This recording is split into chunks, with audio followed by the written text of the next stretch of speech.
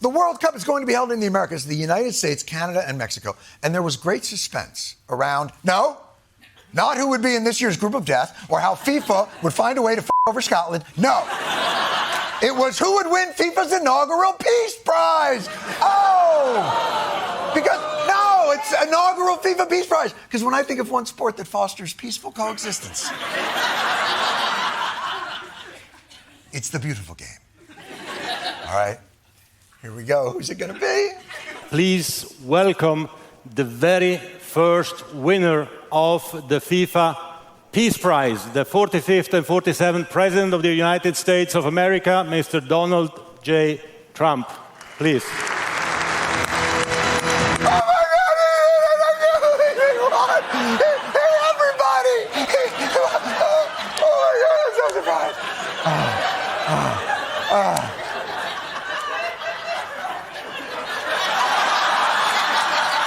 Oh my God, he won the prize specifically created to appease him. The FIFA Peace Prize. Mr. President, this is your prize. This is your Peace Prize. There is also a beautiful medal for you that you can wear everywhere you want to go. Right now. Okay, let me hold. Fantastic. Excellent.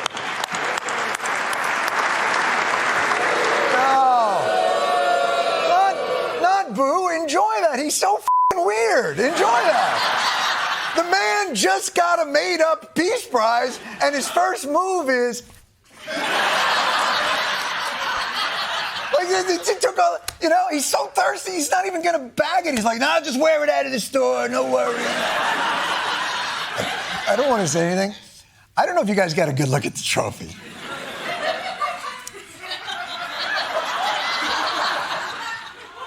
But come on. I think its design somewhat reflects, in all likelihood, how it was conceived. I take you to that meeting now. Why do we gotta invent some prize just to satisfy some fragile egomaniac? Trump is so needy. It's like the world always has to reach out and stroke his balls. Oh, Donald, you're such a good leader. You're such a man of peace. Oh, you're a man of peace. I love you. You're the most peaceful man. They're like, wait, hold that pose. Ferguson, I think you're onto something. Seriously, come on. The craziest part wasn't necessarily Donald Trump being awarded an entirely fictitious golden butt plug. It was the cognitive dissonance of flipping over to the news channel's post-peace ceremony. Trump administration ramping up pressure on Nicolas Maduro. On the brink of war with Venezuela. Possibility of regime change. Well, President Trump giving him a stern ultimatum, leave the country or else. The brink of war? President Trump. Did this meaningless award mean nothing to you?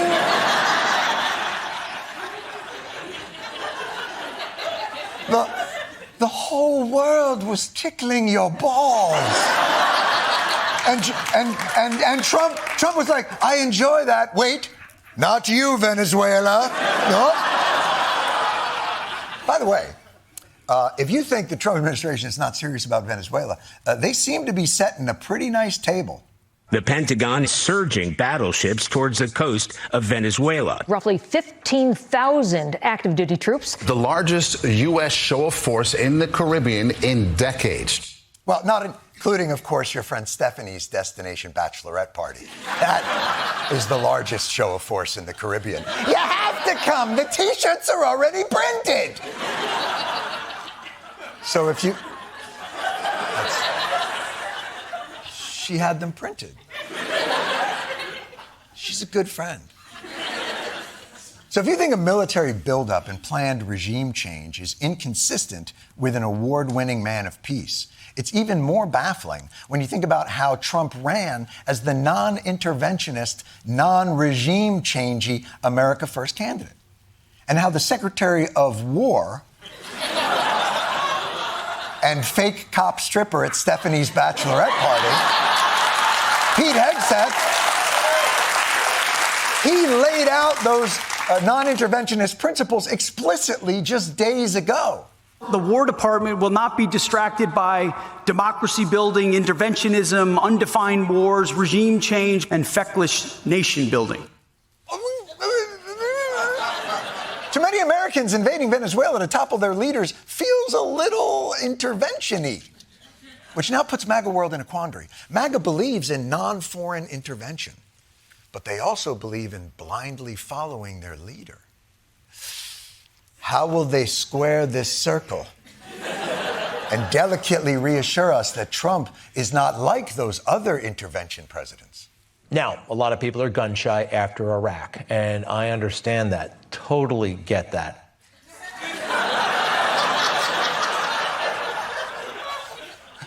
Totally. What's with the tone? You sound like a creepy guy who's trying to have sex with a widow. Hey, Slugger, I loved your dad too, but he's gone. And you know I miss him. Totally get that. But your mom's lonely, so I'm gonna bang her. This anchor's trying to fertilize the soil, getting America used to what might be, using his comfort voice and a little bit of basic education. Let's just go over a few basics, because maybe you don't know where Venezuela is, all right? Like me, all right? I know it's in South America. Very good. Let's take a closer look at South America. There it is. Now, be honest, when you look at that map, who knows exactly which country it is? I know it's at the tippy top, one of those two, but all right, there it is, Venezuela. I had a feeling, but I wasn't 1,000% convinced. You had a feeling? Do you guys not have a meeting before the news? Where they might show you where Venezuela is before you go on television? So you don't learn about it on air? Are you not an anchor? Do you just roll out of bed and hit the ring light like a news influencer? Is that what this is? Is this supposed to be one of those get ready for war with me videos? All right, so now we know where Venezuela is and that it's yellow. Who is its leader? What does he look like? What's he into? How is he responding to our provocation? Perhaps this video from his anti-U.S. intervention rally last week will explain. This is the Venezuelan dictator dancing to a song, No War, Yes Peace. I cannot believe he is doing the Super Bowl halftime show. That is...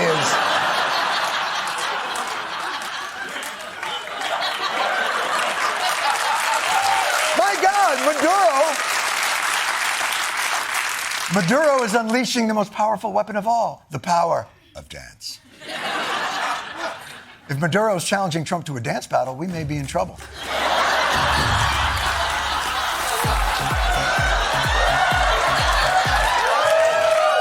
Wait a minute. Maduro's on the 2s and 4s. And he can do a dance without giving trabajo de manos.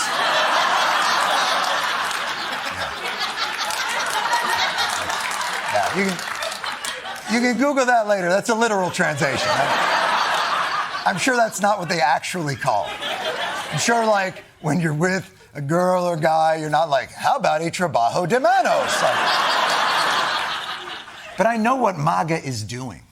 They're convincing us that Iraq was an entirely different set of circumstances. That country was led by a sword-wielding, mustachioed madman who held an iron grip on his people and his power. Nicolas Maduro is nothing like... Oh, shit.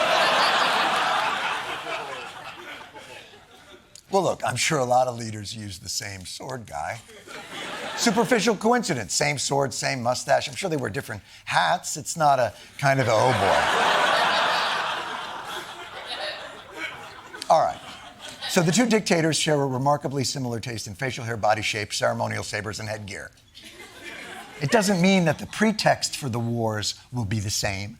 That drugged-out dinghy was a floating weapon of mass destruction. Every boat carrying fentanyl and drugs in this country is a weapon of mass destruction. Are you f***ing kidding me right now? You guys have the balls to tell us that the pretext for Iraq was bullshit and that war was a mistake, and we're not like that. And also, Venezuela has weapons of mass destruction and we have to stop them. Or is WMD just the new slang? Like, yo, bro, Venezuela's total WMD 6'7", what's up? Like, is that what we're doing? And for those of you who are like, oh my God, I didn't even realize that all the fentanyl in the US comes from Venezuela, that's because it doesn't. Like, almost none of it. Like, none of it. Look, you know what?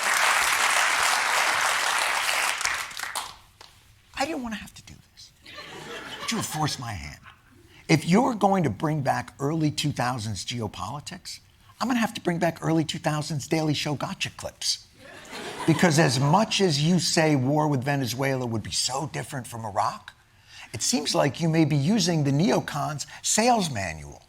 Like, other than WMDs, why was it so important to take down Saddam Hussein?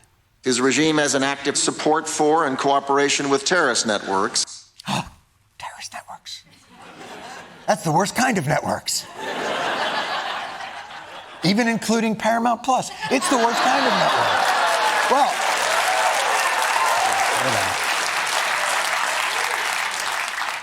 you were going to get me fired. Well, you'll never guess where the terrorists are now. Iran, its IRGC, and even Hezbollah, they have planted their flag on Venezuelan territory with the full and open cooperation of that regime. Wow, so if you're saying we go to war with Venezuela, we're also getting into a proxy war with Iran. I'm sold. Now, if I remember correctly, though, Iraq lasted until still. And what did they say about that? I think it would be a cakewalk. I don't think it would be that tough a fight. I think the saddest part of getting into a war of choice in 2025 is that Dick Cheney won't be around to see it.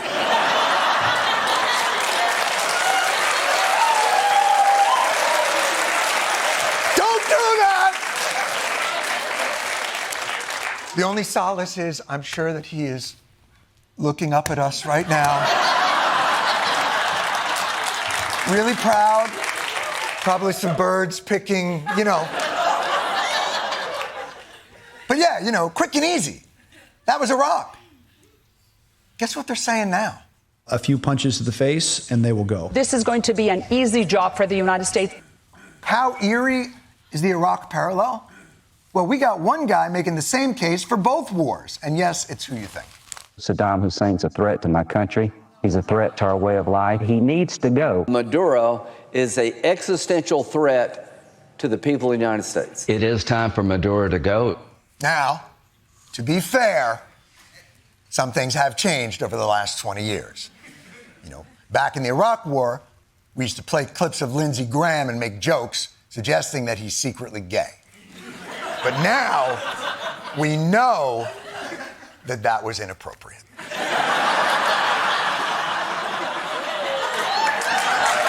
I know it was inappropriate.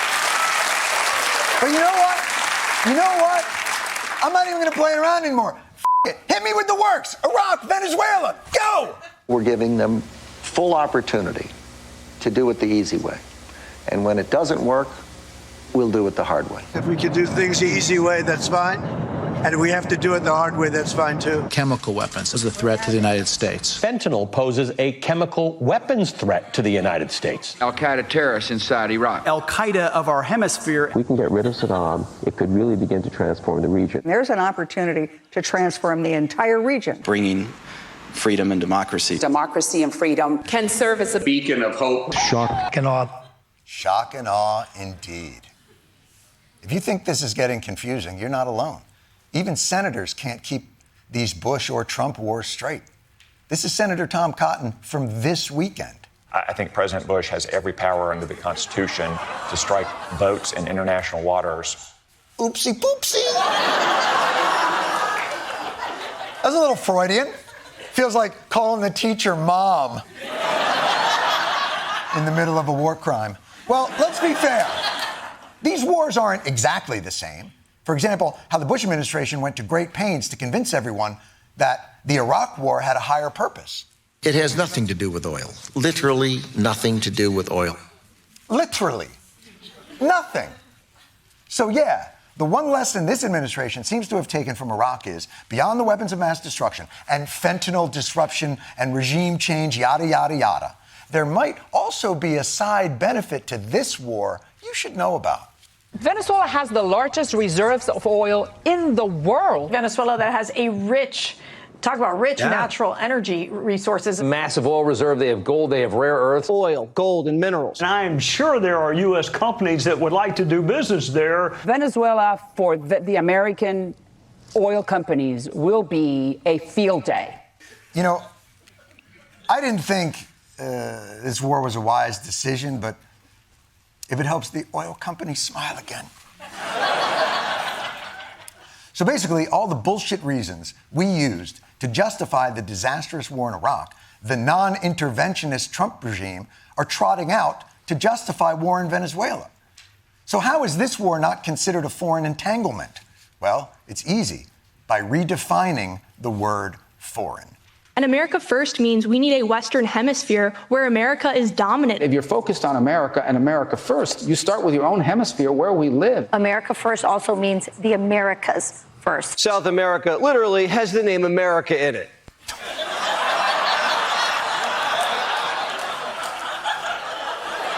So it's ours. Our name is on it. We own that shit.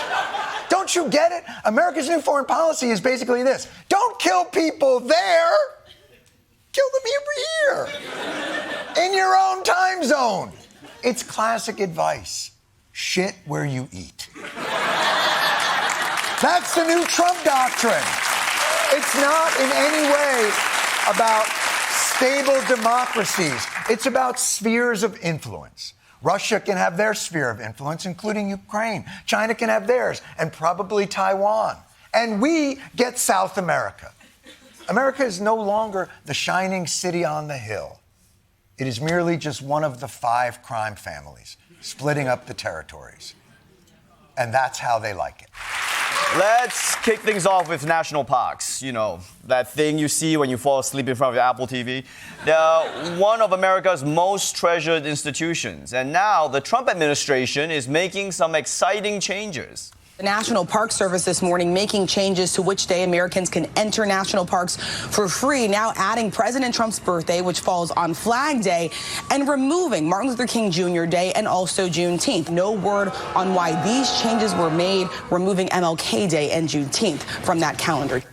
Yeah, no word on why Trump made these changes to MLK Day and Juneteenth at the national parks. I mean, what reason could that be? All I know is if you're a black bear right now, you're hibernating with one eye open. But at least he gave us a different free day. And I know you're going to say, boo, he's trying to make his birthday into a national holiday. Blah, blah. But no, it's for Flag Day. You know Flag Day, that holiday we all know and love.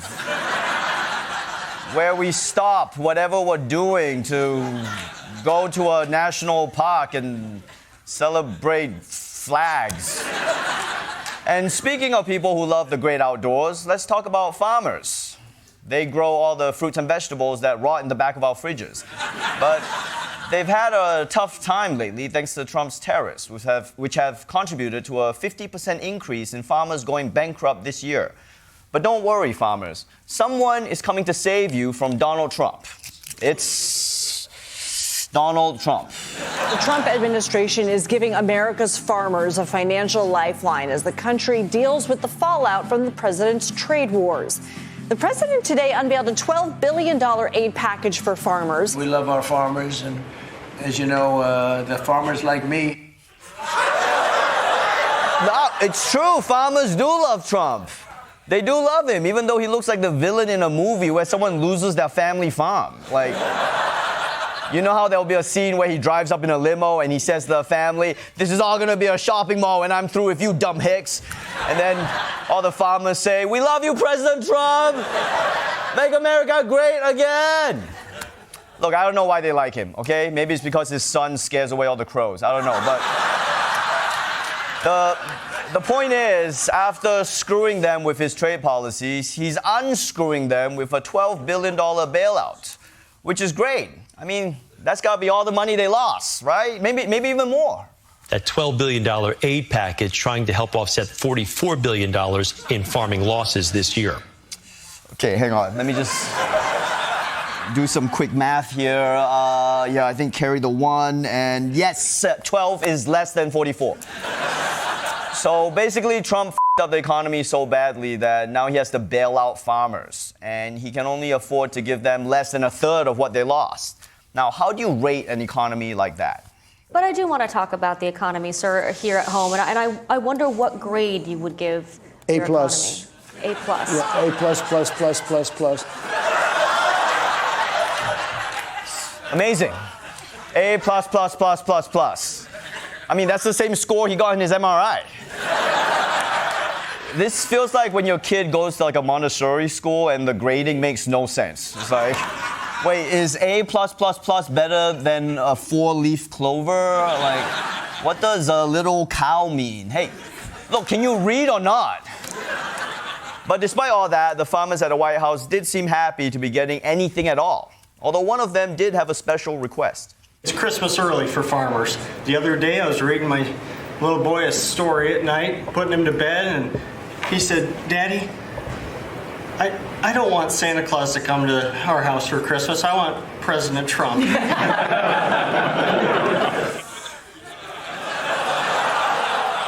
Guys, of course a kid wants Trump instead of Santa, okay? You don't have to be good all year to get on his nice list.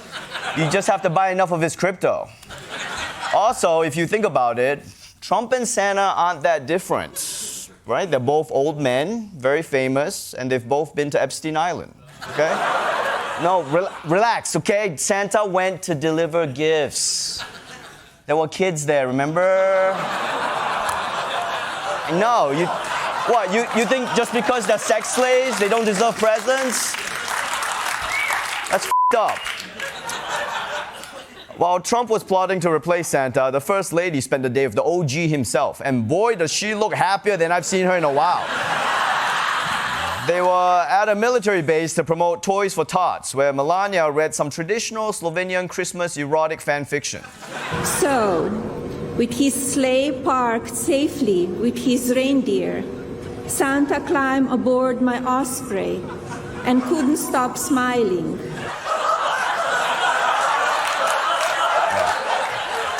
Wow, this is so hot. Santa climbed aboard my osprey and he pulled out his sack of goodies. Then he showed me North Pole. But Christmas isn't just about Santa. It's about visiting family. And Trump's transportation secretary, Sean Duffy, is trying to make that a more pleasant experience for everybody. So I'm announcing at DOT that we have $1 billion in funding for grant programs to make the experience better in airports. Maybe you want to have a different lane for families to get through TSA. How are you the transportation secretary and your big idea is the same one every annoyed dad has at the airport? It's like, hey, just open another lane. Yeah, you're secretary of transportation, okay? Any more great ideas? It might be, I want to expand the play areas for kids. We can expand the airport play areas. Those things are basically pandemic laboratories. It's like, hey, I have an idea. How about every kid from around the world gets together and swaps viruses before they get on a new flight?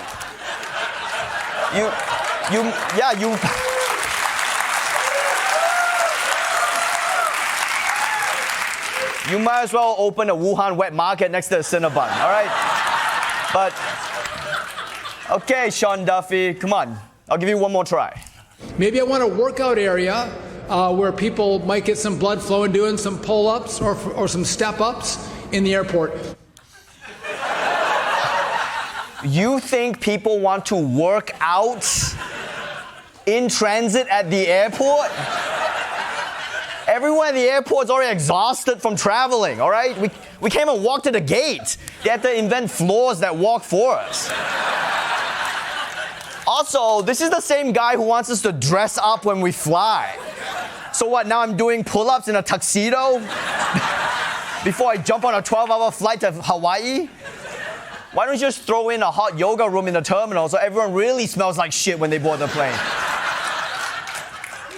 And weirdly enough, everyone's favorite RFK Jr, was also at this press conference for some reason. What's RFK Jr.'s genius solution for making airports better? Another experience that I've had with all these kids in airports is the availability of nursing spaces, nursing pods. Okay. You know, that's actually a nice sentiment from RFK Jr. It should be more convenient to nurse in public spaces. And I assumed he stopped talking before things got weird. All of the ingenuity of corporate America has not produced an infant formula that is superior in nutrition and all the qualities that we want to the infant formula that God made, which is the infant formula in a mother's breast. There is no better food than what's in God-given breast milk. Okay, he found a way to make it weird. What's the nipple version of a boner killer? I mean, nipples are so soft right now. I mean, I'm surprised he didn't stop, sniff the air, and then announce that a nearby reporter was on her moon. If RFK wasn't behind a podium, he would get arrested by airport security. Just yelling in the terminal, "Praise God for mother's breasts." Also, why is he saying it like he got an endorsement deal with Titty Juice? Use promo code BRAINWORM for 10% off your next suckle. Of course, the press conference ended the same way all government press conferences do, with a masculinity contest. Check this out. It's Bobby Kennedy doing pull-ups at Reagan International Airport in D.C. He and Transportation Secretary Sean Duffy had a friendly pull-up competition as they were encouraging travelers to exercise while they wait. Yeah, that's good. Yeah. 2, 3, 4. Go measure your dicks. Measure your dicks. After some big losses in this year's elections, Donald Trump has decided to focus less on bringing back the Rush Hour franchise and focus more on real kitchen table issues like affordability. So last night he held an affordability-themed rally at where else? A casino. A place where people famously leave with more money than they came in with. This is an important issue that affects all Americans. So President Trump, let's hear your solution. Which is better, Sleepy Joe or Crooked Joe? We have 20,000 people. I say, which you like, Sleepy Joe or Crooked Joe? Typically, Crooked Joe wins. I'm surprised, because to me, he's a sleepy son of a bitch, you know? Dude. Get over Joe Biden already. It's like if Mike Tyson was still showing up at Evander Holyfield's house trying to bite his other ear. And not for nothing, Joe Biden is retired now. He's allowed to be sleepy. What's your excuse? And we will continue to talk to our farmers, continue to understand exactly what this looks like and what is necessary. The final thing I'll say is... $12 billion. I didn't fall asleep. You fell asleep. How are you falling asleep live on TV in your own cabinet meetings? You got to at least put on a pair of those glasses with eyeballs on them. But okay, so we got the Biden stuff out of the way. Then it was time to finally talk affordability. Let me tell you, black people love Trump. I got the biggest vote. I got the biggest vote with black people. They know a scam better than anybody. They know what it is to be scammed. Okay, that's racist. White people get scammed too. Haven't you seen the Firefest documentary? Or the Theranos documentary? Or the Tinder Swindler documentary? Or the LuLaRoe documentary? At this point, white people falling for shit could be its own Oscar category. But I love how Trump is like, black people love me, and that's why I came to the blackest area I could think of, the Poconos. And stop bragging. You only won 13% of black people. My potato salad polls higher with black people. The secret is craisins. So we got a little off track with Biden and black people, but at least no one was thinking about the Epstein files anymore. For minors, do we love minors? I love minors. We know. We all saw the birthday card. By the way, I was watching this on Fox News last night, and I had the captions on because I'm Gen Z. Don't Google it. And this is completely real. The way that it aired, you can actually see that the person doing the closed captions is also confused, and then delete, delete, delete.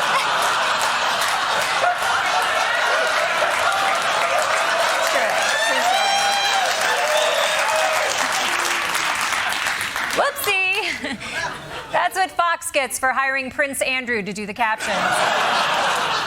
But you know what? Just let Trump do his rallies where he's in his element. He prefers it, I prefer it, and I'm pretty sure most of the press pool at the White House prefers it because it hasn't been a good time over there lately, especially for the female reporters. President Donald Trump has gone on a full rampage recently of berating and insulting female reporters. You are an obnoxious, actually a terrible reporter. It's not the question that I mind, it's your attitude. The way you ask a question with the anger and the meanness is terrible. Argentina's fighting for its life, young lady. You don't know anything about it. Are you stupid? Are you a stupid person? You know nothing about nothing. Quiet. You're really obnoxious. You don't listen. You never listen.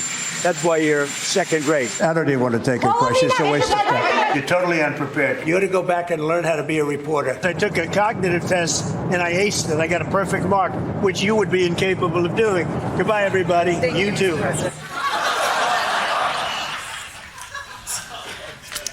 Mr. Trump, just quick follow-up. What the is your problem? God.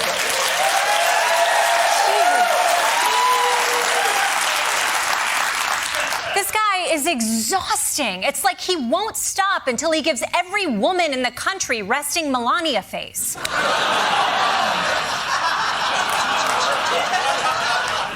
Can you just try being nice to a woman just once? We even brought our superstar today, Caroline, when she gets up there with that beautiful face and those lips that don't stop, up like a little machine gun. Never mind, I'll take the insults. Let's start with an update on America's escalating conflict with Venezuela. While it may seem to have come out of nowhere, it dates all the way back to the Mesozoic era, when oil formed under the Earth's surface, which Venezuela then greedily parked on top of. And now this conflict's heating up. We turn to that major escalation off the coast of Venezuela. American forces seizing an oil tanker seen in this dramatic video here. The Department of Homeland Security shared the footage set to the song Mama Said Knock You Out.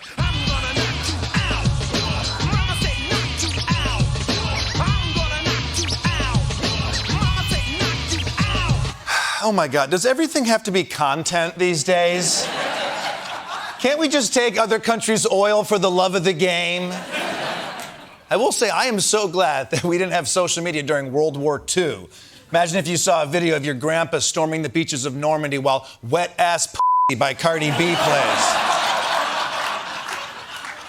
When Donald Trump delivered the news that America Captain Phillips to this oil tanker, you can see the moment when he thought for a second about not being Donald Trump, but then he decided to be Donald Trump. As you probably know, we've just seized a tanker on the coast of Venezuela, large tanker, very large.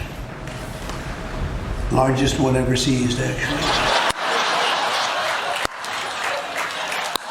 Largest tanker ever seized, actually. How big was the oil tanker you seized, Abraham Lincoln? You tall, little ass bitch.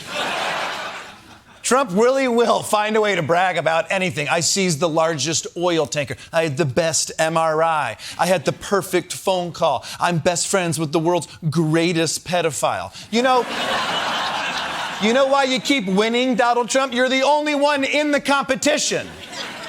That's why that creepy-ass hand orgy trophy is all yours, dude. No one else wants it. No one is quite sure why Trump is going after Venezuela so hard.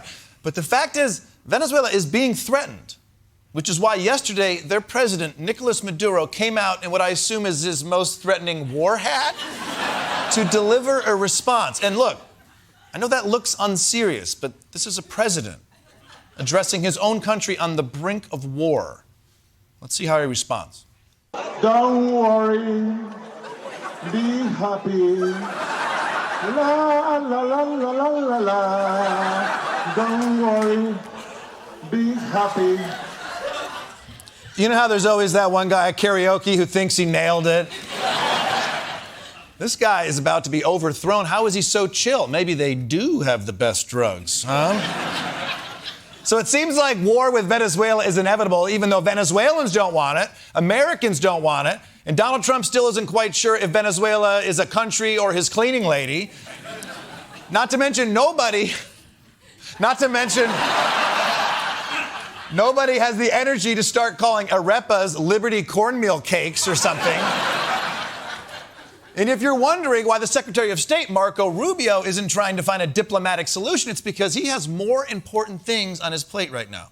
Secretary Rubio tells the State Department, get with the times. No more woke fonts. Yeah. No more woke fonts. Wait, what the f*** is a woke font? Was it a font offended by the Sydney Sweetie jeans ad? Help me out here, Rubio. What makes it woke? The State Department is ditching Calibri after a new order from Secretary of State Marco Rubio. Documents are now switching back to Times New Roman. In 2023, the Biden administration had the department begin using Calibri, which saying it's easier for visually impaired people to read. I'm sorry. Calibri is woke because it's easier for visually impaired people to read? Who wouldn't want to help the visually impaired? I almost helped a blind guy cross the street once. It's very brave of me. But apparently for MAGA, the definition of woke has been so stretched that at this point it means helping other people at all, even if it doesn't hurt anyone else. That means if Calibri was woke, then ramps are woke. Braille is woke. Those chairs that lower old people into the hotel pool are woke. How else are they going to secretly finger blast each other under the water, huh? That's not the world I want to grow old in.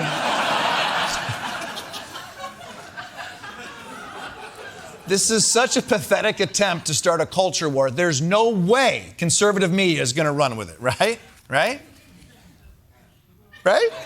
Secretary Rubio trashing the Biden-era change to Calibri, a softer, wider font.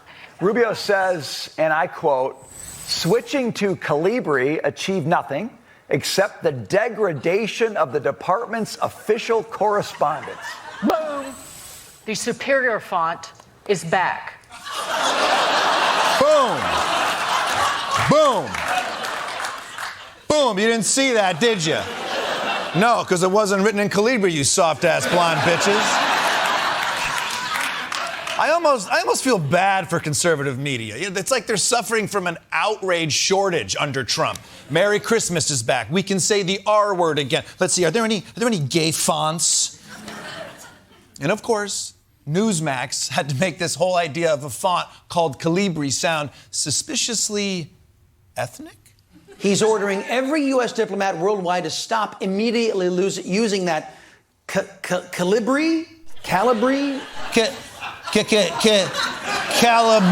Akbar? Kala Mamdani? Whatever happened to good old American font names like Kyle or Chad? Look, let's not forget about the real victim in all this. Of course, I'm talking about the man who designed the Calibri font. And before I show you who that is, just take a moment to picture in your mind what this professional font designer might look like. Because you're correct.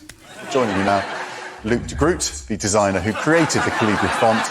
Really appreciate you joining us today. I mean, has anyone in history ever been more font designer than this guy? He only had two options in his life, this or killing James Bond. He looks like a guy who I would listen to while stroking my chin, and then when he walked away, I'd go, I have no clue what that guy's talking about. But just look at this blackboard. I mean, this guy's got game. He's got a candle thing, what looks like a new G, and then look at the bottom right here. Look at that ghost made out of train tracks. Is this like a new letter? You can see why this man makes the medium bucks, huh?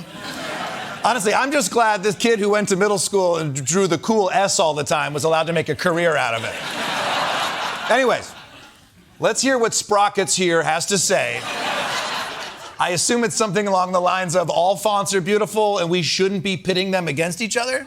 I would rather say that Times New Roman is not a professional font. The distances between the letters are very irregular. It's way too spindly. It's too thin. The serifs are too thin. The sharp details are hurting the eyes and not very pleasing to read. Whoa! Shit! Shit! Damn! What? We got ourselves a font beef. This is like Tupac and Biggie, but for nerds. I hope Times New Roman comes back hard. Yo, mama's so fast, she only types in Arial. Bold. Oh!